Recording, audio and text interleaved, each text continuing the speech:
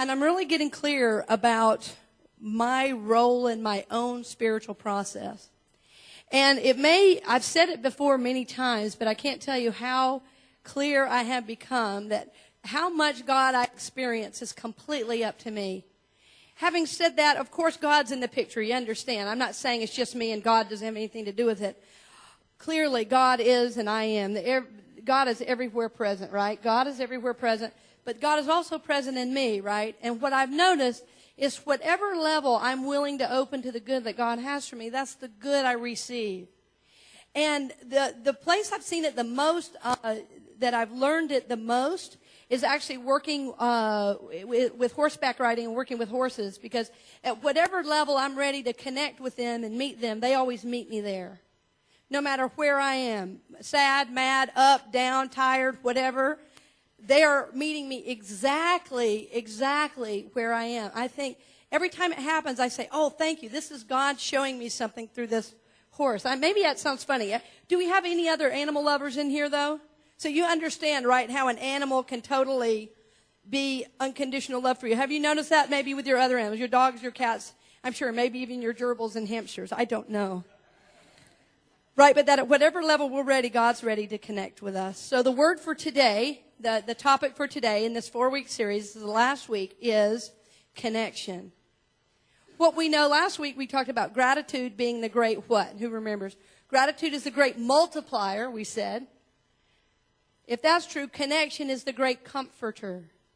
Connection is the great comforter. And what that means is when I'm talking about the word connection, there's several different ways I'm talking about us being connected. Number 1 is connected to God, right? Number 2 is connected to the earth. 3 is connected to myself. And 4 is connected to others. For me, this is a really, really important part of prosperity, and I've never, ever heard anybody talk about all those aspects of connection. The scriptures are very clear on connection to spirit, right? Connection to God being first and foremost. That's point 1 if you're taking notes, connection to God. Now, what I've learned, and I've studied the scriptures my whole life, raise your hand if, like me, you've read the Bible your whole life. Raise your hand if, like me, you've read it through many times, cover to cover. Right? That is so interesting to find out of all those years of study and all those years of classes. And I mean at the Methodist church, at the Baptist church, at the Baptist school, at the Christian college that I went to, all the class. There's one main point of the whole Bible. Stated slightly different for the Hebrew Bible, or what we call the Old Testament and the New Testament. The whole point of the Hebrew Bible, or the Old Testament as we call it, is put God first. Basically, obey God and you will be blessed, right? Okay, put God first. The whole message of the New Testament is, seek ye first the kingdom. The same exact message, basically worded slightly different. Right? So connection to God is the, in fact, most important spiritual concept you will ever hear. It's so simple. Put God first. The scriptures tell us what? Seek ye first the kingdom, and then what? All these things will be added unto you. Right? Seek ye first the kingdom. Right? So if you go to a seminar or you're reading a book that tells you to get rich quick, to just do this, that, and set these goals, forget it. Number 1 is seek ye first the kingdom, and all these things shall be added unto you. All these things. Right? And I love all those processes that we do. You know, sometimes I make fun of the things we do, like vision boards, but what I love about vision boards, when we start doing that, it helps us realize we're co-creators with God, and they're really helpful. Right? But that's like the immature stage of this, what I'm talking about. I'm saying now, put God first in everything. That connection to God is the big deal. My friend in ministerial school used to always say to me, big deal. He was from Cuba. He'd say, big deal. Yeah, big deal. Big deal. Connection to God. He taught me so much about the scriptures. He was schooled on the mystery schools. Taught me really how to read the scriptures. Right? Connection to God is the big deal. Seek ye first the kingdom, and all these things will be added to you. I put God first in my life. Will you say that with me? I put God first in my life. So I put God first. Now that's the easy thing to say, and I want you to really think about the areas of your life you've been working on, and ask yourself, if in whatever area you've been wanting to be more prosperous in, have you been, in fact, putting God first? You can tell by your finances. You can tell by your time. You can tell by what's going on around that. Have you put God first? You know, if something goes wrong, it's easy to all of a sudden start dialing up God, right? You know, I'll do anything you want. Just help me get through this. Has anybody prayed that prayer? Now, every hand better go up, because I know if it didn't go up, y'all are lying to me. Right. We've all done that. But I'm saying even when things are good, putting God first. And instead of going to the worry, just take all that to God. You know, remember that old hymn that says you just take it to God and you leave it there? Right? Put God first. In whatever area is going on for you that you are feeling like there is not enough, begin to put God first. It's like just funnel God into that situation because God's already there. The spiritual lesson is for you to find it. You know, I was working with somebody with cancer. And I said, so tell me where God is. I know God's here. I said, is God in the cancer? She said, well, probably. I said, let's find it. Because right now I'm not seeing it either, but let's see if we can find it. In other words, the human mind can't understand that, but the soul can. There's a reason it comes, something like that is visited upon a life. Or maybe it's just something chronic you can't figure out. God's in it.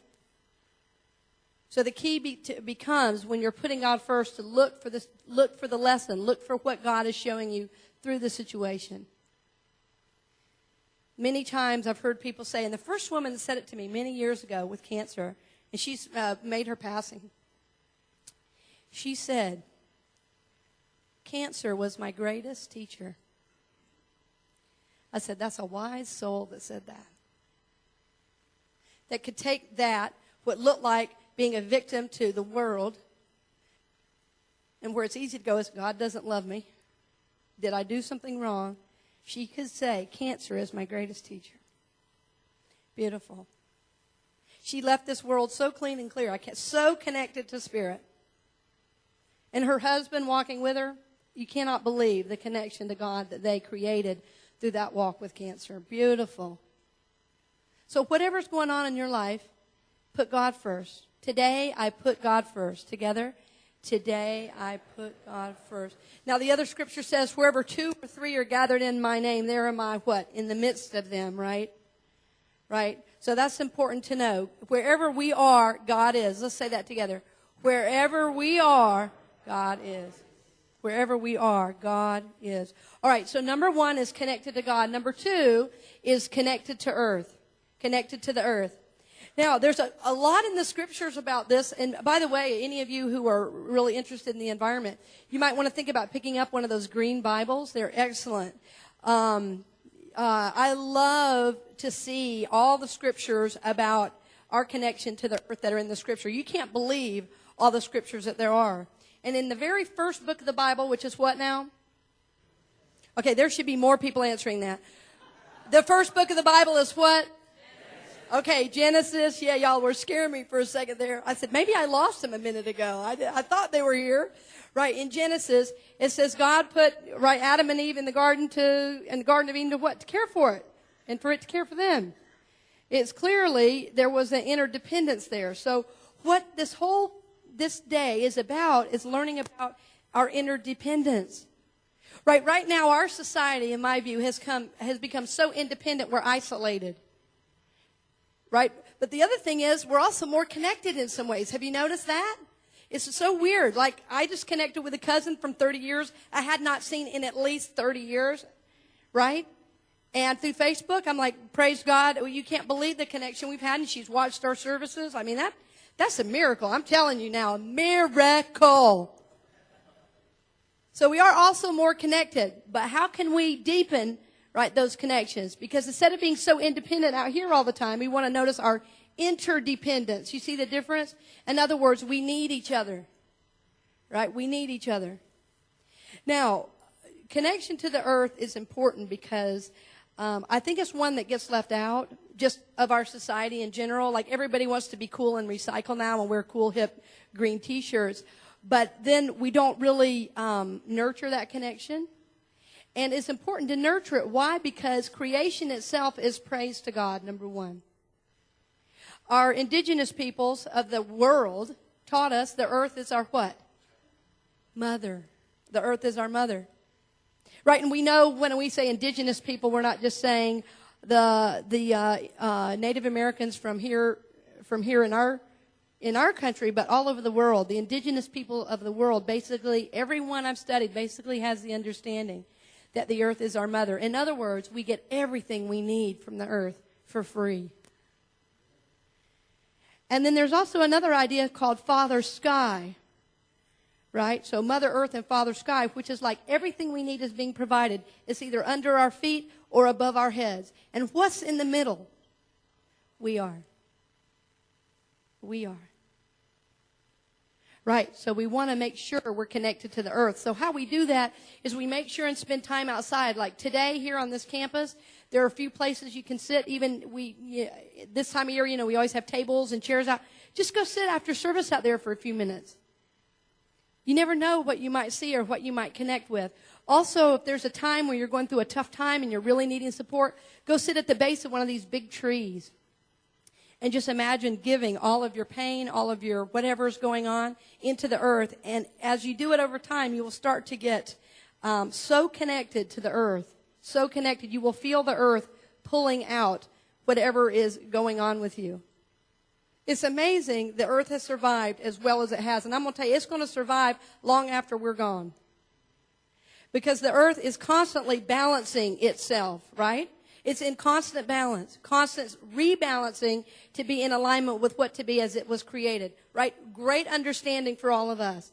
So connection to the earth, very, very important. So today, tomorrow, whatever, it's a holiday, try to get out and be in nature. See if you can feel a connection to spirit that way. See if you can just stand and feel the wind on your face. Have you ever done that consciously? Wow, that's so beautiful. You will feel You will feel spirit blowing on your face. That's what the wind is. Right? Connection to the earth. I am connected to the earth. Will you say that with me?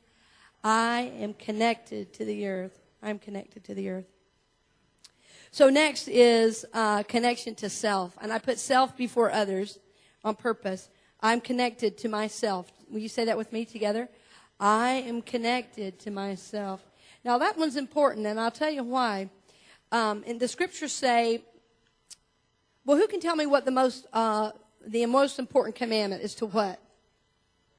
Love God with all your heart, mind, soul, and strength, right? That was my first point, basically, right? Connection to God. The second commandment, he says, is just as great, is love your neighbor as you love yourself, which implies you've got to love yourself first before you can love anybody else. And by the way, one of my favorite musicals of all time is Rent, the musical Rent. Does anybody here like it? I mean, it's just crazy how much I love it. Memorized. It's just ridiculous how much I love that musical. And there's a great line in there where the guy says, it's Roger, he's one of the people in there living with AIDS. And he says, you'll never share in love until you love yourself. I should know. Great, right?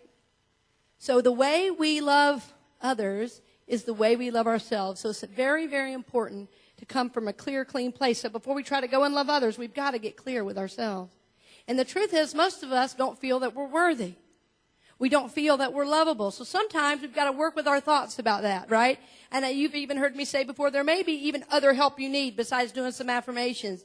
You may need to go see why you don't love yourself, why you don't feel worthy. You may need a recovery program. You may need therapy. You may need all of the above and to pray with a prayer chaplain every week, right? Because you're trying to turn old thoughts around. It doesn't matter how they got there, but you want help turning them around.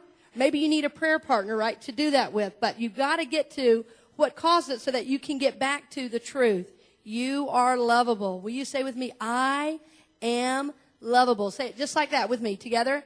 I am lovable. I am lovable. I am lovable.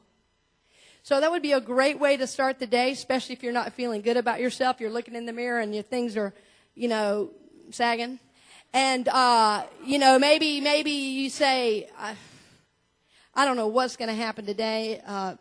Several people in our community work at places where 3 different companies, is it 3 or 4, are merging. right? And you know what happens when everybody starts jockeying for position and who gets a job and who doesn't, right? What if you could start a day going into your workplace saying, I am lovable?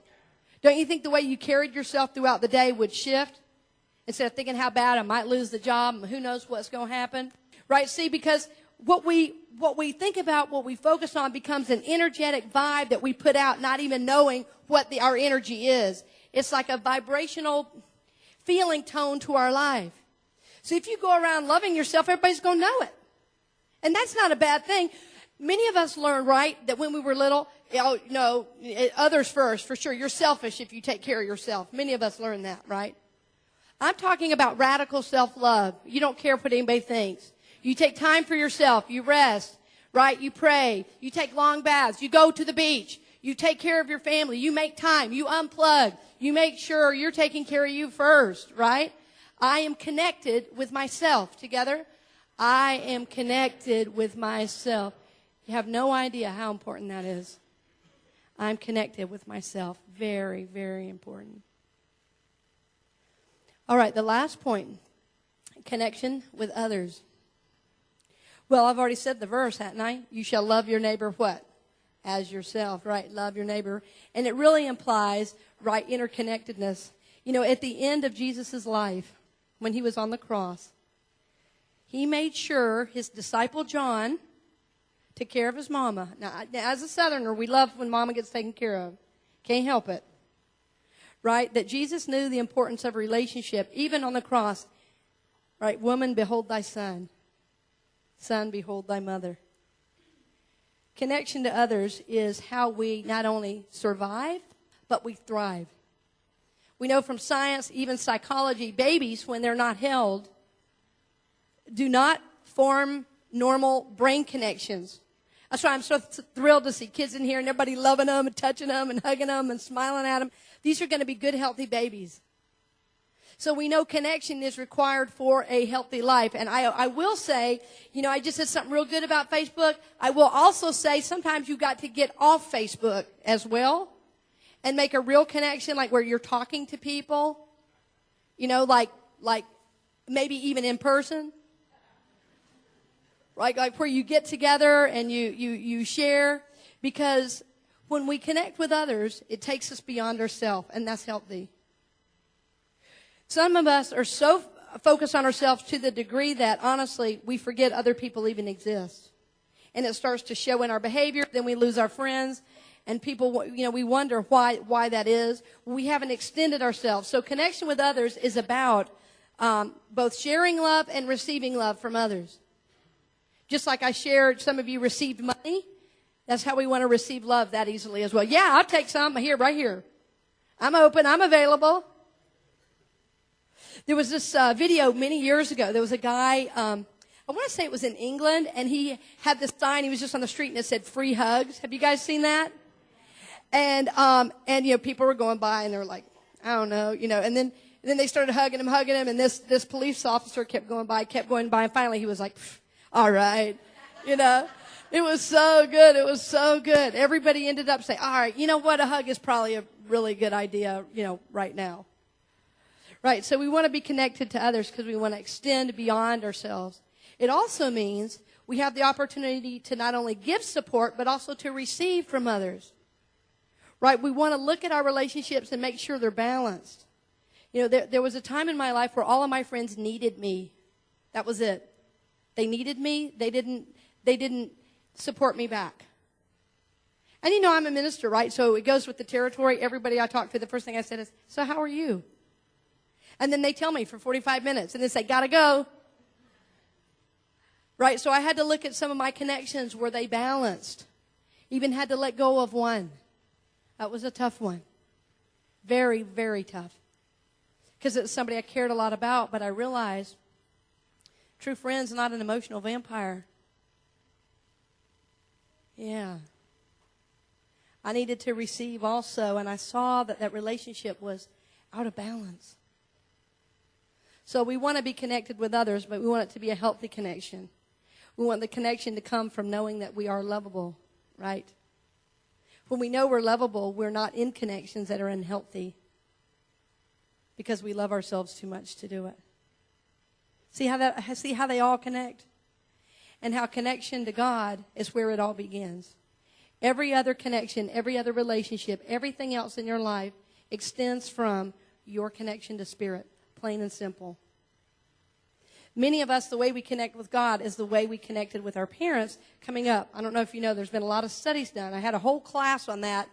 I did an intensive one time on that whole topic, and everybody went around the room explaining. First we talked about our families, and then we talked about our parents, and then we talked about God.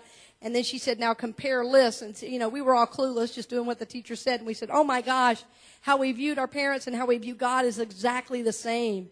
So if that was less than perfect, there's work to do, right? There's work to do. So we want to be connected to God, connected to the earth, to ourselves and to others, so we can live from a healthy place, from a place of love. And when we do all of those, we are truly living from a place of prosperity. Our first week was about change. We said, I am willing to change. Everybody remember that? We said, we're willing. Come on, we're willing. Then the next week I talked about give it away.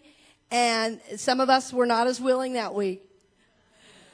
Because we talked about, what did we talk about on give it away? Who remembers? Tithing. What else? Giving our time. Forgiving, and clearing out the energy, right? And last week was gratitude. So today's connection. So each of these, as we do each of these, it's not just about prosperity for us. Remember that. It's about prosperity for the generations to come.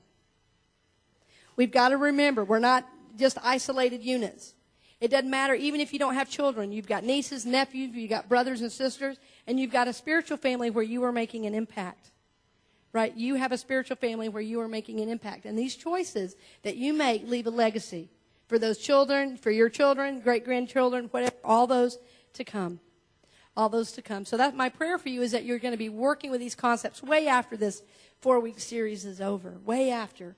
That this is now a way that you live from a really prosperous place, from a place of love, knowing your connection to God, to the earth, to yourself, and to others. All right, we have a special reading to do, and then I'm going to ask Monique to come up and sing. We have a beautiful rendition of the Lord's Prayer. Hopefully you got a card. The card for today is pink, and the word for today is connection.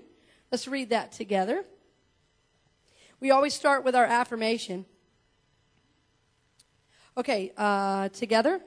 I am connected to God. And then we'll continue reading together. Today I know my God connection, and I am grateful. I sense God's presence in my life and know I am not alone. Everywhere I am, God is, and I am connected. I prepare myself to see God's presence in my life and feel that connection all day. I am connected to God. I am guided and guarded by the Holy Spirit. I am loved. I am safe. I am blessed.